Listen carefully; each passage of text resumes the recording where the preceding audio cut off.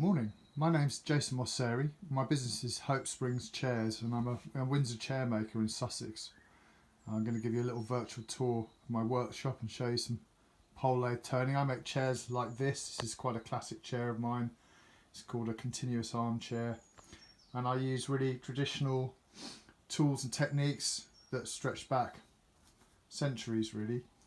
I work mainly using hand tools, and I do all my turning of my legs and stuff on a pole lathe, which we'll do a little demonstration of later.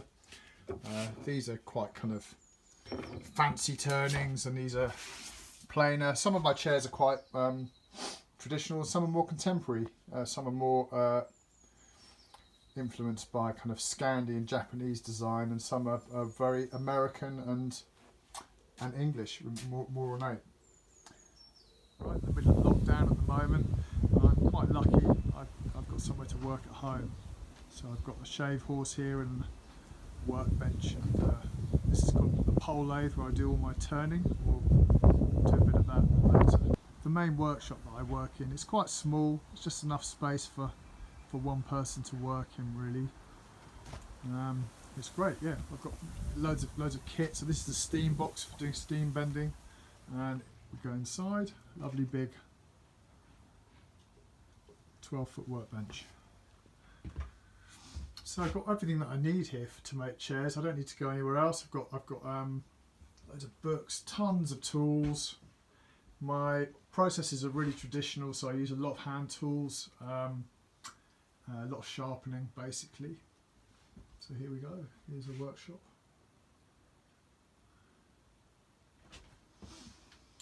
So there is some big kit here. So I've got a big bandsaw, that's for, you know, just to make big stuff smaller without too much effort. But mainly once it's been on the bandsaw, then it's to hand tools. So this is a pair of my scallop armchairs that go into a client in Scotland. And I've got a Welsh chair up here waiting to be painted, and a bird cage, American bird cage chair here waiting to be finished. What else is there? I've got a kiln, which is a big wooden box with oil radiators in the bottom of it. That's used for drying out all the chair components before you put the chair together, so the chair's nice and tight, solid. Another really important thing in here is all these chair patterns basically. Each pattern has all the information that I need to make that chair again and again, so they're very consistent and they're the same. It's quite important. And I do have a shave horse in here and more bench space, so that when it's really cold in the winter I can work in here rather than outside.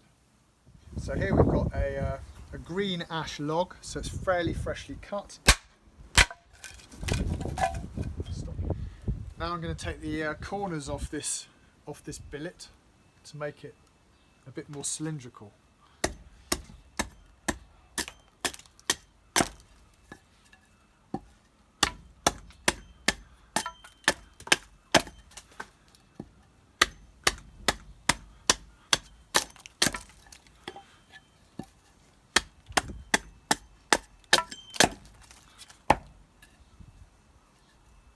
So this is a shave horse. It's basically a clamping mechanism, so you can clamp something and then work on it without it moving. So I'm going to take our vague cylinder and I'm going to make it even smoother using this draw knife.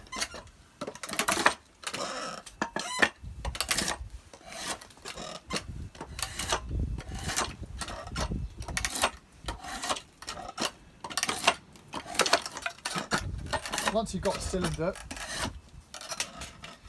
it can go onto the lathe. So here we've got our now tube of fairly fresh ash. It's got a little hole in either end, so it can run on these 2 points here. So we take the string that's attached to the pole and runs down to the foot treadle, and we wind it around the work twice. And now you've got a piece of work that rotates when you press the treadle.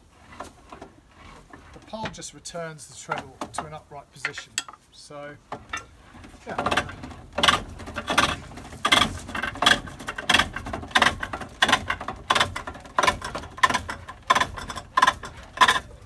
So this is a really medieval bit of equipment, and it's really great to use.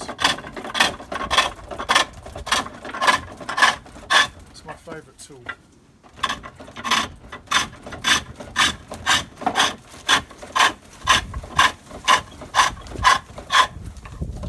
To work the other end, you simply take the piece out, rotate it back onto the lathe.